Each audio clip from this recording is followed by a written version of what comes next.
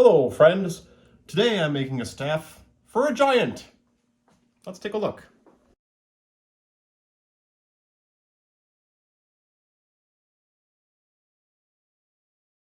It's I shouldn't have zoomed in. It's an 8-foot 2x4, right? That's what we're starting with. So got it a line 1.5 inches up. We're gonna cut it up. I measured the giant when he's on his stilts. This is about where he's gonna grab, opposite direction. Just making a couple bulbs so the hand naturally slots into space. You know, you can press down on it and you'll press into that. And then just a decorative top. I'm thinking some sort of spiral. The giant is kind of poor, lives in the woods. He's not a magical creature, not a wizard, so I don't need any kind of like runes on this or colors or gemstones or anything overly fancy. It's not tribal. I'm not looking for any kind of feathers or leather or any kind of work on the top. I'm thinking I'm going to cut this out, burn it, stain it, make it look a little old. So let's start cutting.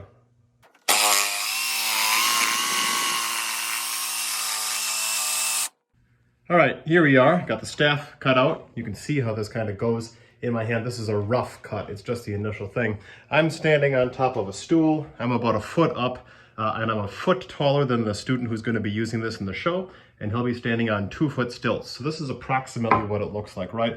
It's like a nice 90, oh yeah, that's a bad gesture, 90-degree bend in the elbow when he's standing for balance.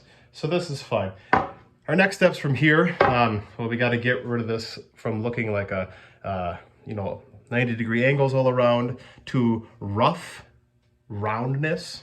So first thought was take it to the router with a big bit, and that could certainly work. I might do that. I could also take the jigsaw that I just used and put it on an angle, right, and cut these out. Or, well, I'm going to do one of those two, and I'm going to rasp it. So let's find out what I do.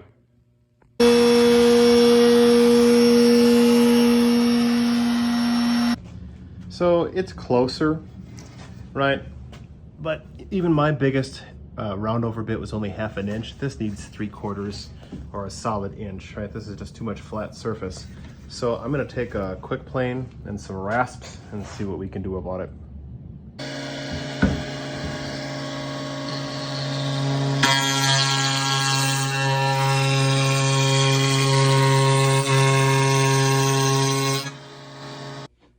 Well, I went back to the router, but with a 45-degree bit, and that was much better. You see, look at this, right? That hogged out a lot more material. So I'm gonna come at this a couple of different ways now. I'm gonna use probably the oscillating sander over there or some rasps, and we're going to just get all the surface so it's nice and clean, rounded, and then maybe we'll add some blemishes to make it look more organic, but it'll look a lot less like a 2x4.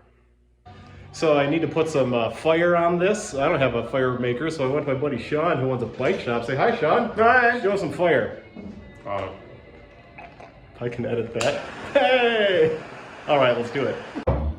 You shall not pass. Exactly. So this is Pedro. He's not the giant, but he's about the size of our giant. So put it straight out, Pedro, all right? Yeah. See, that's about the height that we're looking for here. You can see off the ground, 2-foot stilts.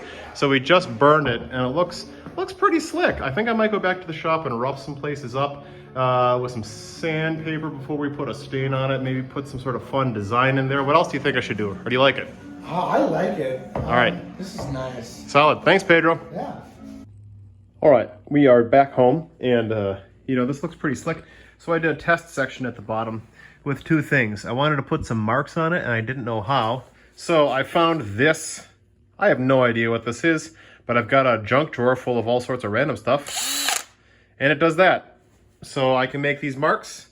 I don't know, it looks like worm marks or something eating the bark. I think it'll make it look more natural, and I like that color stain, so I think I nailed it right out of the box. Of course, this is going to be for the rubber once this is done. So let's score up the whole thing. We've got golden pecan. Let's apply some golden pecan. Oop. Ooh. Ah. Oh yeah, that soaks in nicely to all those little nicks we just made. All right, that's pretty cool. The staff looks pretty cool. It's stained now after the burning and after the scouring. So we're going to give this stain an hour to set in, and then we'll flex seal the bottom.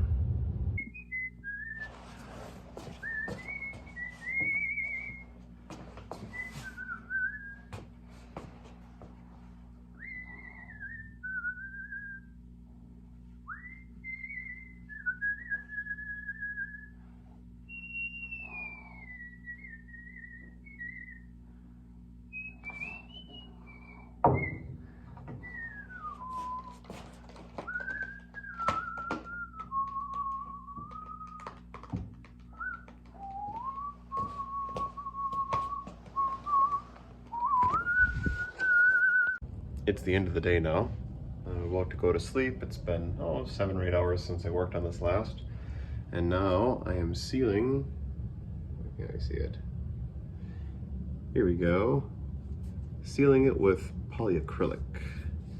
And this has kind of a glossy bluish purple look when it goes on. You know, that milky white will then fade away. If I have any concern, it's that this stuff will be a little too shiny, but I suppose I can always dull it. I wanted it to be protected, right? Which is why I'm putting the polyacrylic on it now. At the same time, I want it to have a rustic, worn look. I don't know. Can't have it both ways. So we'll see how this goes overnight, and then I'll probably give it a light sanding, and if I like it, I'll maybe spray a second coat on. And then it should be good and protected. Here, take a look at the rubber. At the other end, you can see that's where I haven't kept going. There's the rubber.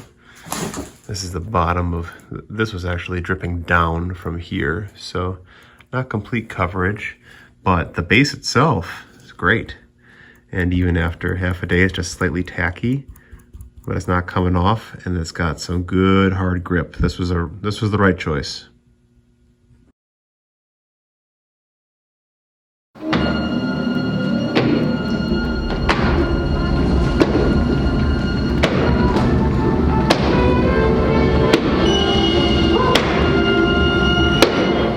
I will smash your bones and eat you for